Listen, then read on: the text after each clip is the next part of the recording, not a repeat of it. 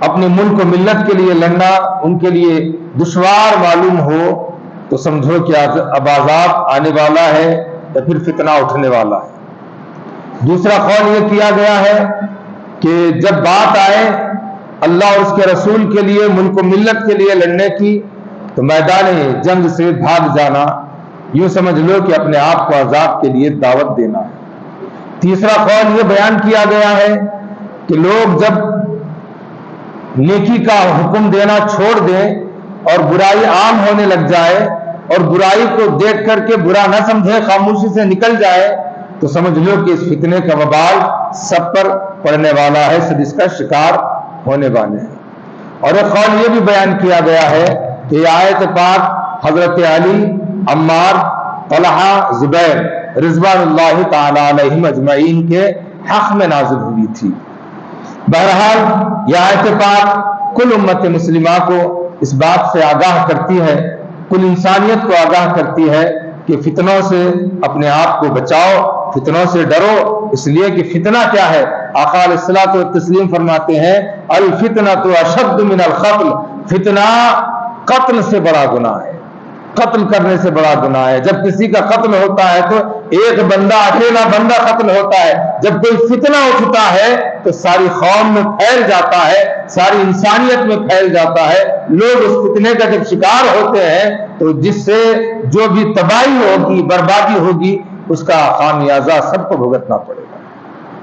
اسی لیے قول حضرت شیخ سعدی رحمۃ اللہ تعالی علیہ فرماتے ہیں کہ فتنہ نیند میں ہوتا ہے، اسے جگاؤ مت، اور جو جگاتا ہے اور وہ فتنہ چل کر کے ہمگیر ہو کر کے سارے لوگوں میں پھیل جاتا ہے تو جتنی بڑی تباہی ہوگی اتنا بڑا عذاب اس کو ہوگا جو اس فتنے کے پھیلانے والا ہوگا۔ اسی لیے اللہ پاک فرماتا ہے کہ اور اس فتنے سے ڈرو جس کا وبال خاص کر انہی لوگوں کو نہیں پہنچے گا جو تم میں سے ظلم کرنے والے ہیں۔ اس آیت پاک کی روشنی میں ایک حدیث پاک آتی ہے، حضرت عبداللہ بن عمر رضی اللہ تعالیٰ عنہ فرماتے ہیں کہ آقا دو جہاں صلی اللہ تعالیٰ علیہ وسلم نے فرمایا کہ لوگوں تم نیکی کا حکم دیا کرو، لوگوں کو نیکی کی طرف بلایا کرو، اچھائی کی طرف بلایا کرو، اور جب کوئی برا کام دیکھو، برائی دیکھو تو اس سے روکا کرو کہ برے کام کو برا جانو، اس کو روکو، نیکی کو عام کرو، نیکی کی دعوت دو، اچھے کاموں کی طرف لوگوں کو بلاؤ۔ اگر تم نیکی کی طرف بلانا چھوڑ دو گے، میں اچھا ہوں بس مجھے اور کیا چاہیے، اس سے زیادہ مجھے اور کیا چاہیے، میں ایک صاف ستھرا رہوں گا، میں ایک اللہ والا بن جاؤں گا، ساری دنیا بھاڑ میں جائے۔ اگر کوئی ایسا سوچتا ہے، اگر کسی کی فکر ایسی ہے کہ میں ایک اللہ اللہ کرتا رہوں، ساری دنیا تماشا دیکھتے رہے، ساری دنیا اگر جہنم میں جاتی ہے تو جائے، اس طرح کا اگر کوئی ذہن رکھتا ہے، برائیوں سے اجتناب نہیں کرتا، برائی کو نہیں روکتا ہے، تو آقا علیہ الصلوۃ والتسلیم فرماتے ہیں کہ اللہ تبارک و تعالی ایسے لوگوں کی دعاؤں کو قبول کرنا بھی چھوڑ دیتا ہے جو لوگوں کو برائی سے نہیں روکتے، جبکہ ان کے پاس برائی سے روکنے کی طاقت ہوتی ہے، برائی سے روکنے کا اختیار ہوتا ہے، اختیار رکھتے ہوئے بھی، اہل ثروت اہل اقتدار ہوتے ہوئے بھی، علم و ہنر رکھتے ہوئے بھی، صلاحیت رکھتے ہوئے بھی، زبان میں طاقت رکھتے ہوئے بھی لوگوں کو اگر برائی سے نہ روکے، نیکی کا حکم نہ دیے، تو آقا فرماتے ہیں کہ اللہ بھی تمہاری دعاؤں کو قبول کرنا بند کر دے گا، تمہاری بخششوں کو قبول کرنا بند کر دے گا، اور ہوگا یہ کہ برائی جب عام ہو جائے گی تو اس برائی کا شکار سب ہوں گے، وہ سب میں تم بھی شامل ہو جاؤ گے۔ اس سے اگر بچنا ہے تو لوگوں کو نیکی کی طرف بلاؤ، لوگوں کو برائی سے روکو، فتنے و فساد سے اپنے آپ کو بچاؤ، فتنہ و فساد پھیلانے والوں کو روکو، اور فتنے اور فساد سے روک کر کے دنیا میں، معاشرے میں، اپنے ماحول میں امن کو، امان کو، محبت کو بنائے رکھو۔ اسلام کی یہی تعلیم ہے، جس ملک میں، جس زمین پر تم رہتے ہو، وہاں کے امن و امان کا قیام کرنا، اس کو سنبھالنا، لے کر کے چلنا، فتنے اور فساد سے بچا کر کے لوگوں کو لے جانا، یہ ہر ایک مسلمان کی، ہر ایک ناگرک کی، ہر ایک انسان کی ذمہ داری ہے۔ حضرت نعمان بن بشیر رحمت اللہ تعالی علیہ ایک واقعہ بیان کرتے ہیں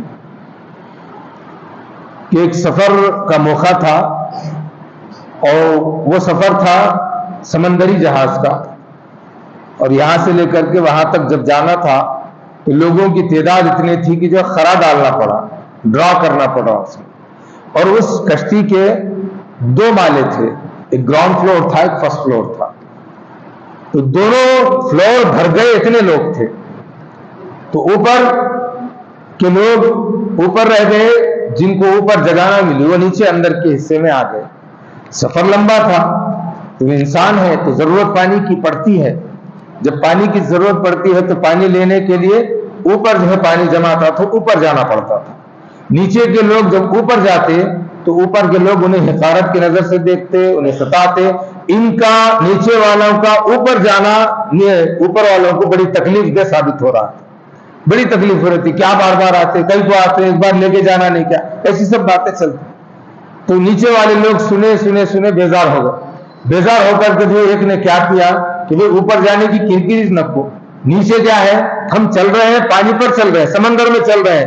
ایک کام کرتا ہوں میں، سمندر کا جو جہاز چل رہا ہے اس کا جو نچلے حصے کے جو تختے ہیں ان تختوں کو توڑ دیتا ہوں تاکہ پانی اندر آ جائے تو پانی کا استعمال کریں گے. ہم اوپر جانے کی کرکری نہیں، ضرورت ان کو تکلیف ہو رہی نا، ان کو تکلیف ہو رہی تو کیوں تکلیف ہو. یہ سوچ کر کے نیچے مارنا شروع کیا تو اوپر والے لوگ بولے کہ ارے دیوانے کیا کر رہا ہے تو؟ بولے کہ کچھ نہیں، میں اپنا کام کر رہا ہوں. نیچے اتر کیا آگے بولے کیا کر رہا ہے؟ ہمارا اوپر آنا آپ کو تکلیف دہ ثابت ہو رہا ہے. ہم اوپر آتے کیوں آتے، ایسی ویسی باتیں کرتے، ہمارا بھی دل دکھتا ہے. اب آپ اوپر کا پانی آپ اوپر استعمال کیجئے، ہم تو سمندر میں چل رہے ہیں نا، اب آپ کو تکلیف نہیں دیں گے. ہم ایک تختہ اٹھاڑ دیتا ہوں، پانی آتا رہے گا، ہم استعمال کریں گے. بولے کہ دیوانے تو ایک تختہ اٹھاڑے گا، ایک تختہ اٹھاڑے گا تو پانی اندر آئے گا تو ایک لے پوری جہاز ڈوب جائے گی، پوری جہاز ڈوب جائے گی.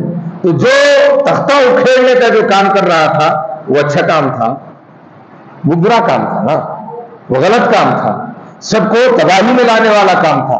جب دیکھتے ہی تو بر وقت جو اس کو روکے، اور وہ رکنے کے موڑ میں نہیں تھا تو نیچے اتر کر کے سمجھا بجا کر کے اس کا ہاتھ روکے تو سب کی جان بچ گئی، سب وبال سے بچ گئے، سب تباہی سے بچ گئے. ایسا ہی ہر برا کام ہے. اگر تم ہر برے کام کو برا جان کر کے روکو گے تو ایک معاشرہ بچے گا، ایک ماحول بچے گا، انسانیت بچے گی، محبت بچے گی. فتنے سے بچو گے، فساد سے بچو گے. یہ کام ہر دور میں اس کام کی ضرورت ہے. اللہ پاک فرماتا ہے وَاتَّقُوا فِتْنَةً لَا تُصِيبَنَّ الَّذِينَ ظَلَمُوا مِنْكُمْ خَاصَّةً، اور اس فتنے سے ڈرو جس کا وبال خاص کر انہی لوگوں کو نہیں پہنچے گا جو تم میں سے ظلم کرنے والے ہیں، بلکہ سب ہی اس کے لپیٹ میں آ جائیں گے. کوئی یہ نہ سمجھے کہ اگر کوئی غلط کر رہا ہے آنکھوں کے سامنے آ گیا تو غلط کو غلط کہو، برے کو برا کہو، اسے روکو، ڈانٹو، ڈپٹو، تمہاری طاقت کے حساب سے. ایک جو تھپڑ لگانے کی قابل ہے تو لگاؤ کہ سماج میں برائی نہ پھیلے، لوگ غلط کاموں میں نہ پڑیں، غلط راستے پر نہ جائیں. اگر آپ کے پاس ہاتھ اٹھانے کی طاقت نہیں ہے تو زبان سے بولو کہ بھئی یہ غلط کام ہے، مت کرو، اس سے جو ہے سماج میں برائی پھیلے گی. برا کر رہا ہے تو جا کر دوسری جگہ پر کر. لوگوں کے درمیان میں تم برائی کرنے لگو گے تو سماج خراب ہوگا، لوگ خراب ہوں گے. اتنا بھی نہیں کہہ سکتے دل میں برا جانو، یہ سب چھوڑ کر کہ بھئی میں ایک سیدھا ہوں، میں جنتی بن جاؤں گا، باقی سب جہنم میں جائیں. تو اللہ کے رسول فرماتے ہیں کہ یہ وہ راستہ ہے، یہ وہ راستہ ہے جس کے سبب سارے لوگ تباہی میں آ جائیں گے. خود بھی بچنا ہے، دوسروں کو بھی بچانا ہے، خود بھی جینا ہے، دوسروں کو بھی جینے کی راہ ہموار کرنا ہے. تو ہر ایک مسلمان کی ذمہ داری ہے کہ وہ خود نیک بنے اور اپنے بھائیوں کو، اپنے معاشرے میں رہنے والے انسانوں کو نیکی کا حکم دے اور برائی سے رکے اور دوسروں کو بھی جو ہے اس سے رکنے کی تلقین فرمائے. اللہ تبارک و تعالیٰ سے دعا ہے اللہ تبارک و تعالیٰ ہمارے کہنے سننے سے زیادہ عمل کرنے کی توفیق عطا فرمائے. مولا کریم ہمارے گناہوں کو معاف فرما، خطاؤں کو معاف فرما، کاہلیوں کو درگزر فرما، تیری صحیح بندگی کرنے کی میں توفیق رفیق نصیب فرما. مولا پاک ماہ رمضان المبارک کا احترام کرنے کی توفیق عطا فرما، رمضان میں کثرت سے تیری عبادتیں کرنے کی توفیق عطا فرما.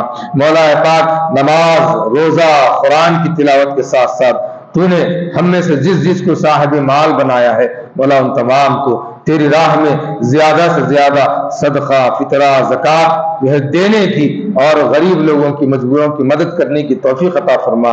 ہم تمام کے صدقات و خیرات کو اپنی بارگاہ میں قبول فرما، ہمیں زندہ رکھ تو ایمان پر رکھ، خاتمہ فرما تو ایمان پر فرما۔ وآخر دعوانا ان الحمد للہ